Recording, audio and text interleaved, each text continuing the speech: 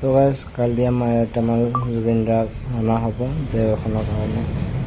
তো গোটেই সাজি পিচি ৰেডি কৰি আছে আমাৰ হেমন্ত মামাই। তো বহুত দুখ লগা গাইজ, বহুত দুখ লাগি আছে কালিৰ দিনটো কাৰণে।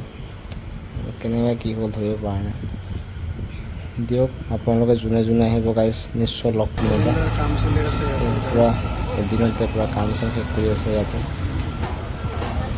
বহুত মনত দুখ লাগি আছে গাইজ, কিন্তু ক'বলৈ মানে শব্দ